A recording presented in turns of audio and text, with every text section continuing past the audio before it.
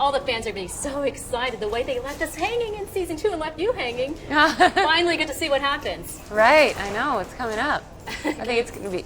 Give us any spoilers? Well, let's see. Sorry, there's dogs in here. I mean, I don't know if there's really much I can say, and I think you almost don't want to know. You just rather just tune in. It's not what I thought was going to happen, because I figure she's a surfer, there's going to be certain things that she knows how to do, and that she would have experienced growing up in the water.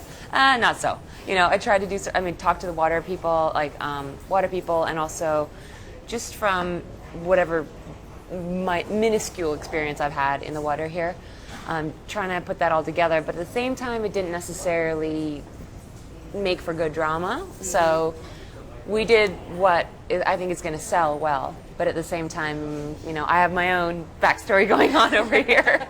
A lot of fans do. Okay, is it tougher to shoot scenes in a bikini, which you do from time to time, or to do the action scenes? What's tougher?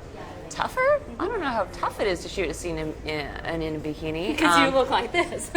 Oh, you mean like psychologically? Well, I don't like doing, it's like if you don't know that that's coming up. I think at the end of there was just a little shot of her walking on the beach, and then they were going to shoot that scene the episode previous.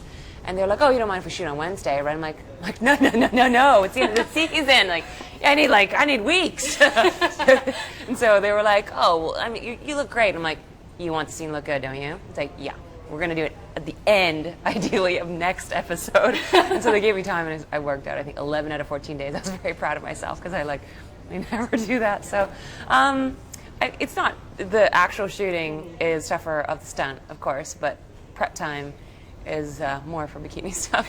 All right, best part about working on 5-0 and filming here in Hawaii? The best part, it's probably the relationships that you make along the way, you know, and then able to go out on a weekend to the beach or a park because it's someone's birthday, and it's like an art how like locals do it. It's like you don't like. On me, I'll be like, oh, I should just bring a bottle of wine maybe, and like there they have like tables, they have tents, like multiple tents, oh, yeah. DJ booth, barbecues. Chairs, more tables, takeout, you know, food from home. Everyone's brought food. It's like a little circus that comes out. You know, it's like a state fair or something. And I have like one thing, and then I don't have a corkscrew even. So that's kind of something I'm hoping to take with me when I leave. It's like I'm sure I'll go back home and people will be like, oh yeah, let's go meet at the beach. They're like, Grace, what's the deal? And I like have like a full-on setup. I know you've expressed in the past that it's a little strange to be on this big show and to have so many fans following. Yeah. Anything that's weirded you out? You know, it's flattering, I'm sure, but anything it's not flattering. Okay. It's all weird to me. It's all weird. I'm sure a lot of people are like, what's her problem? It's totally flattering to me. It's like, weird. I'm so like not like that. And someone said like, did you have like anyone that you looked up to when you were a kid? I was like, no. Did you have like a role model? I was like, no. I just wasn't like that. And if I had that, if I was the type of person to be like, I don't know, Neil Armstrong or I don't know, Charlie's Angels, and I can't, anything, you name it, or a sports athlete, something like that, then I think I would get it. But I just wasn't that kind of kid, you know? So to me, it's like I don't know where that's coming from. So yeah, a lot of stuff is just weird. And it is a different culture here, you know? It is very unique, and it is special. And of course, every state is going to have that, you know, but this is not just another state. There's another culture as well. And many cultures that are all obviously mixed in, but the Hawaiian people is like a people that's separate. Very unique work. Yeah, absolutely. Absolutely. Okay, we do a little 5 questions with our 5-0 stars. So who do you think is a tougher cookie, Steve McGarrett or Doris McGarrett? Ooh, that's a good question. We haven't seen that much of Doris yet. I'll take that as a Doris McGarrett. I know. Give me a second. I would say, I feel like Doris would be steelier, and McGarrett would just be a lot crazier.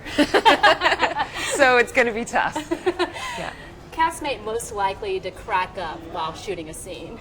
Castmate most likely to crack up? Probably, I don't know, might be me. That's fair. Sure. Who's bigger rascal on set? One of your co-stars or one of their dogs? It'd be the dogs. I know that's actually a pretty fair fight too.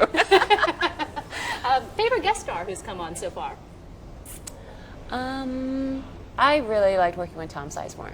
You know, I'm not super familiar with all of his work, but having worked here together, especially when we had scenes where, let's say we had 5 different scenes in the rendition room, and we said we're going to roll them all together. And so then we ended up having like something where there was a bit of an arc. We got to play the whole thing out, and then just watching the entire thing erupt in front of you. As an actor, it's really great to watch. You know, I really enjoy doing that. But I mean, it's like Billy Baldwin is so great in the makeup chair. Just like I could just talk to him for or just listen to his stories for hours. You know, there's been some amazing people who bring a legacy of work with them, and it's an honor to be able to work with a lot of people. And of course, we have people coming in from the music industry, so it's kind of all over.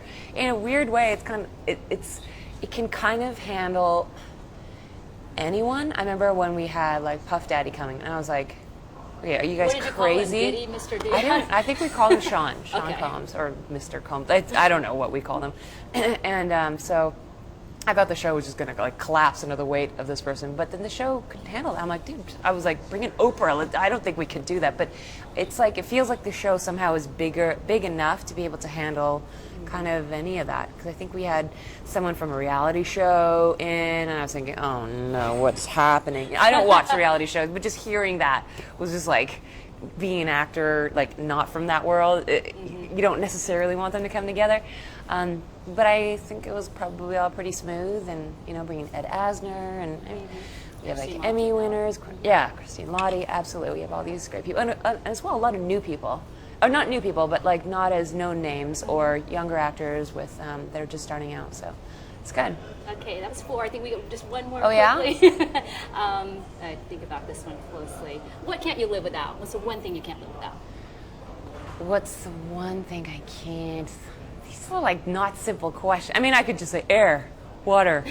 I think, let's say, like on set, probably besides like, you know, water, like stuff like that, maybe like my phone, like iPhone, whatever, because there's so much downtime, but not like a big chunk of time. It's always like a little bit here and there. So when you're on set all the time, it's easier to kind of keep up a little bit with your life somewhat. Though I think it does give you a headache trying to do everything like font 4.3, you know? Sometimes I'm like over it. I'm like, why do people even email? Exactly. Well, thank you so much for looking forward to season 3 and seeing you at the Sunset on the Beach premiere. Thank you very much.